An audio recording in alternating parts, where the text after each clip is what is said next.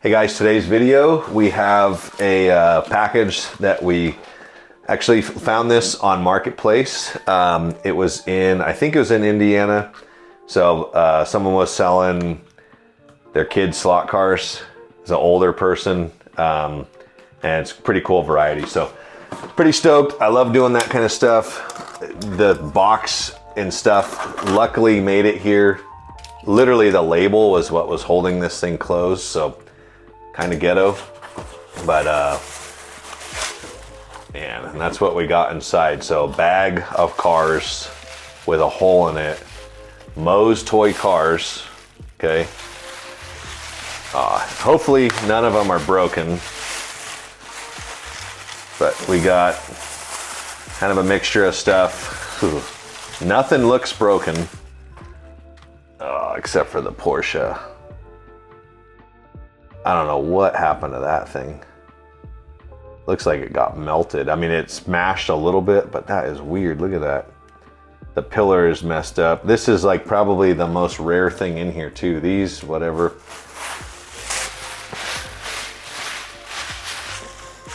If you could smell this through. Dude, we gotta, hold on. We gotta throw that outside. That stinks. I don't know what that smells like, but it stinks. So that's a bummer.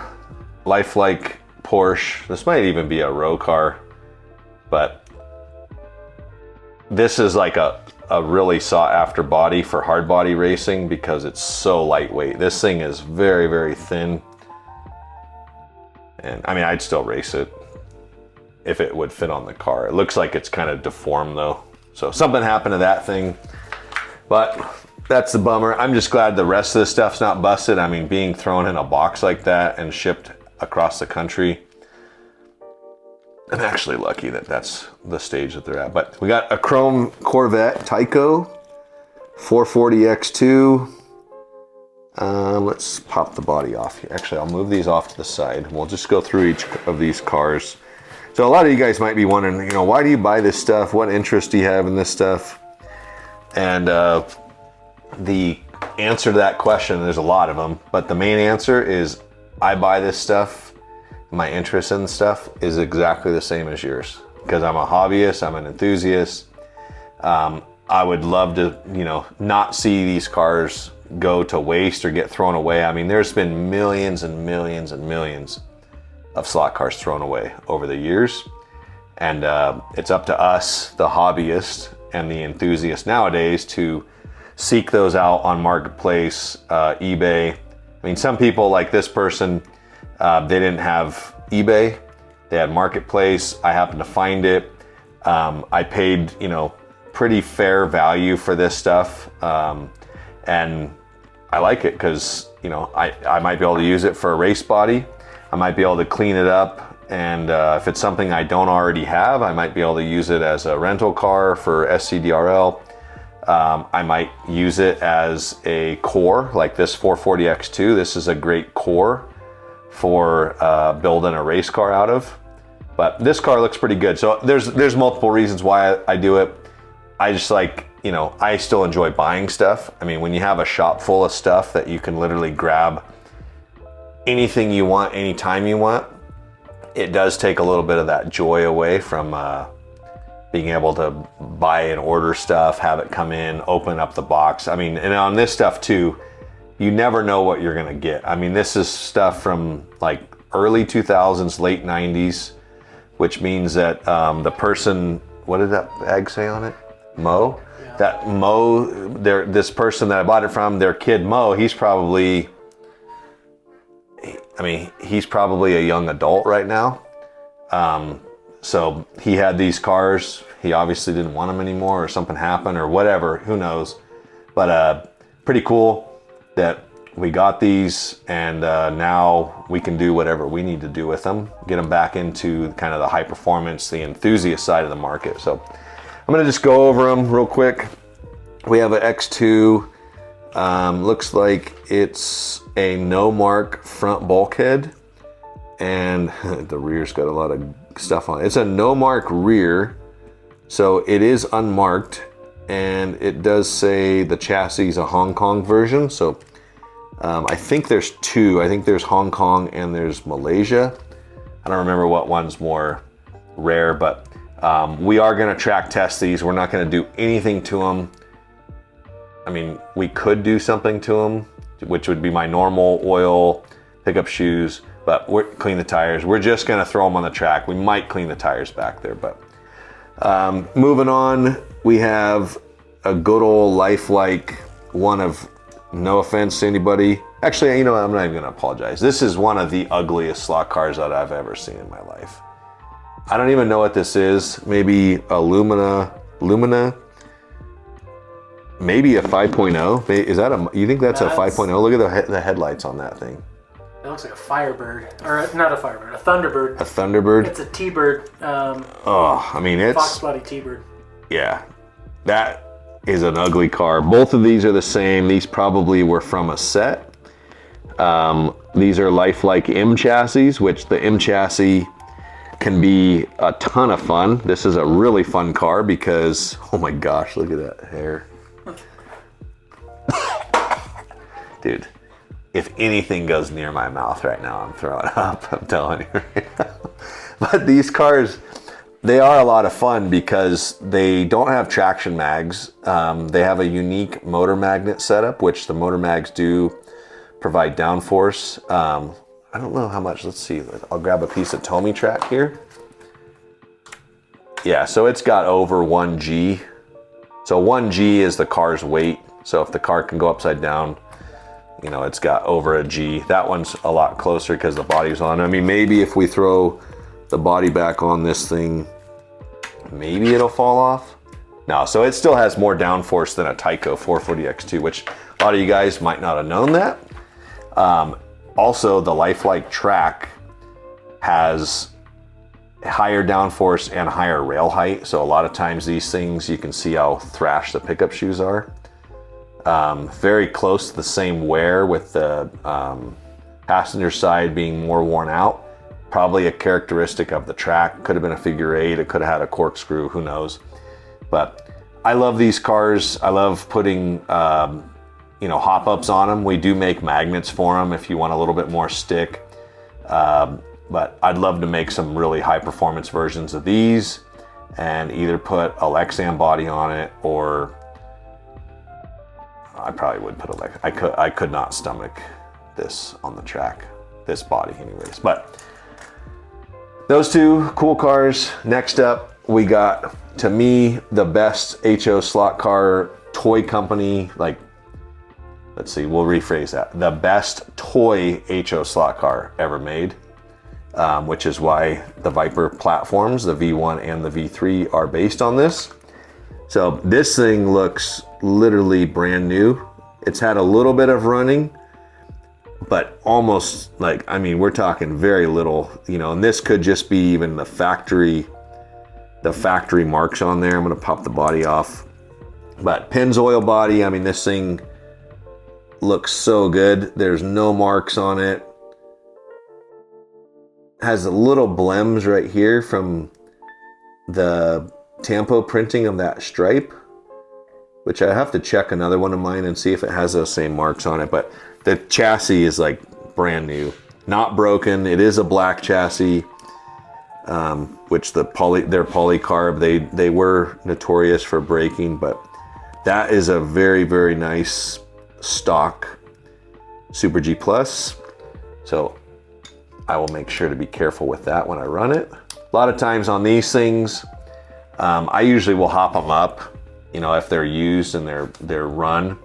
But this one is a very good stock specimen, so I probably would just clean this chassis up. It's one of the only ones with red rims that went with the Pennzoil body, but I like putting these bodies on Viper cars just because it's faster, and if I want to make it faster or slower or whatever, I'm not dealing with a toy car because there's a lot of inconsistencies. Next up, this one definitely has been used. A lot more pickup shoe wear, guide pin has wear, tires are dirty. Looks like the tires have been on and off a few times based on where the radius is. This one does have gray dot magnets in it, so it has different magnet setup. You can see this one has the black polymer mags. This has the gray dot magnets. So a little bit different era there. It's really weird. I mean, they might have bought a set with these cars and they only ever ran one, because this one, yeah, I mean, this car, I'm pretty convinced that this car's never been run more than what the factory would have tested it. But this car definitely has had laps on it. So we'll pop the body off this one. Same black chassis. Looks really nice on the top side, so no fuzz. Definitely not run as much as the Lifelikes.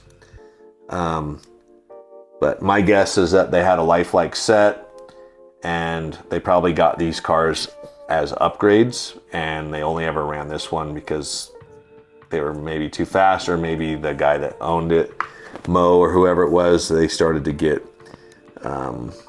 lose interest in it or whatnot. But let's pop the body on here and let's head out to the track and we'll just see what happens. So I turned the power down on the track just because I don't want to go flying these things off the track, but we'll run them in order based on how we got them. I mean, that thing is probably not even going to move. Or fly.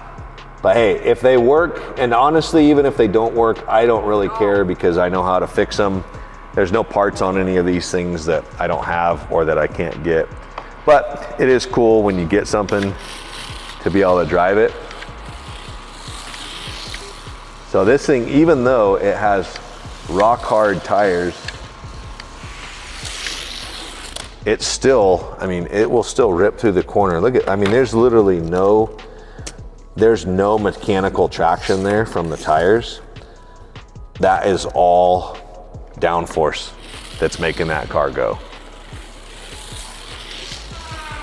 Oh yeah, fastest lap, 23.7. Let's just see what we can get out of this thing if I actually hustle driving it.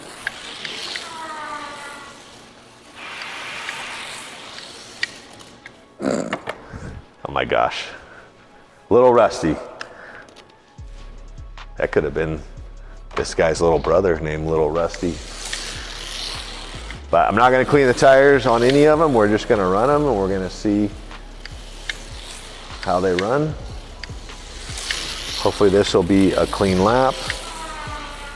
Okay, that looks pretty good.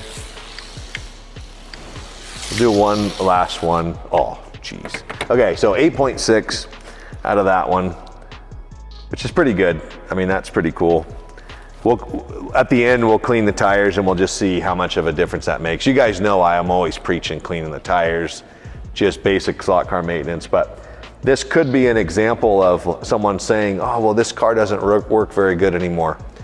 And they go buy another car and then they run that car and then the tires get dirty and they think, oh, this car doesn't work good anymore, I'm gonna buy another new car. When in reality, you can still run, you can still run that, no problem. So next up is the Lifelike.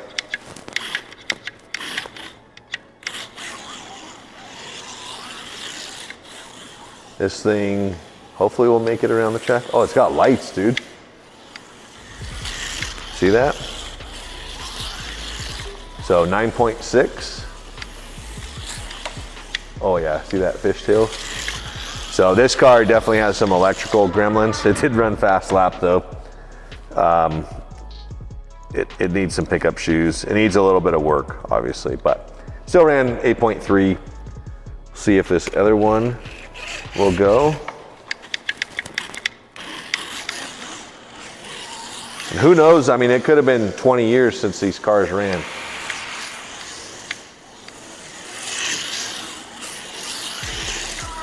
Okay, so that one hit fast lap.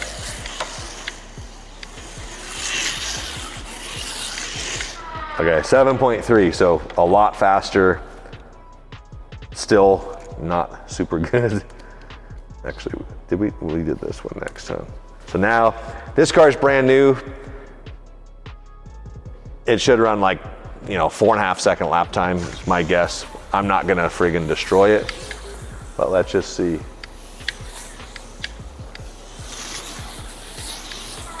Okay, so 5.8.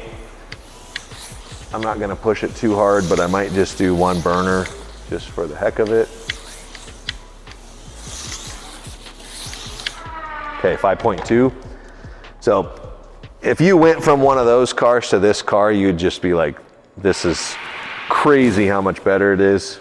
But like I said, that car I think is brand new. This one's been used, so I'll run this one a little bit harder. We are on low voltage also, so this isn't like a representation of how fast they run, but just listen to how smooth that thing is. This is a production car, guys, so something to remember. This is a mass-produced production car. If it was still made in this day, this car would be available at hobby shops, might be available at Hobby Lobby.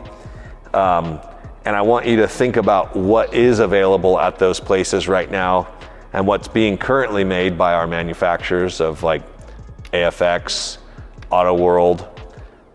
I mean, that's pretty much it for HO Slotcars. They do not run like this at all. I mean, this thing is so smooth, okay? This made by Tomy Corp, which is a Japanese company, did manufacturing in China, but they still had standards. And even though it was a toy car, it still needed to run good, which these obviously do. So love the Super G Plus. Let's jump back to the Tyco. I mean, sometimes this stuff is so old, it won't even come off of there. Yeah, it's still just rock hard. But let's just try. I think we did an 8.3. Have to check the tape to see.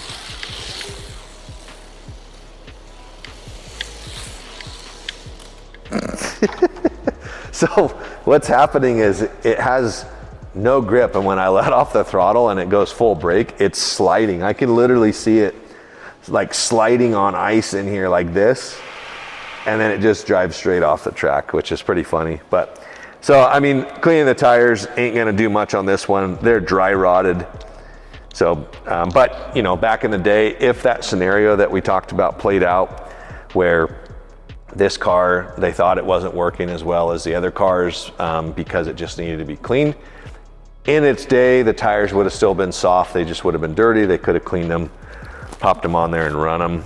So we'll try this red one. This one, the tires have some real nasty stuff on them, but it is coming off, which also tells me that this isn't as old, because most of that is coming off. Ugh. And I chose this red one over that horrible looking white one because this one worked better. Didn't have electrical problems. So, oh my goodness, I spoke too soon.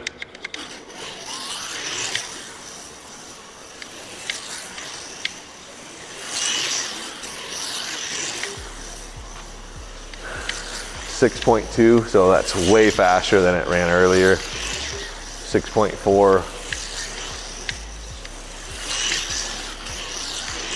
609. You can see too, like, I don't know if you're catching it, whipping it around that corner, but I'm pushing it pretty hard to try to see what it'll do. But that's pretty much it on these ones. I mean, the point of this video is just to kind of go over stuff that we bought. Like, I know you guys enjoy seeing that stuff. Good variety, you know, all of these cars can be made to be, work exceptionally well. There's parts available for all of them. Viper has parts available for all of them. And, you know, we just like kind of bringing you guys along on that journey. And if you guys ever see something in any of these videos that you can't live without, feel free to shoot us an email, reference the video or the car. It's support@viperscaleRacing.com. And, you know, maybe we could work a deal out with you or whatnot on it. But most of this stuff I end up putting in my case, and then we do custom builds later. You guys might even see a video on any of these cars come up later on. So hopefully you enjoyed the video. We'll see you on the next one.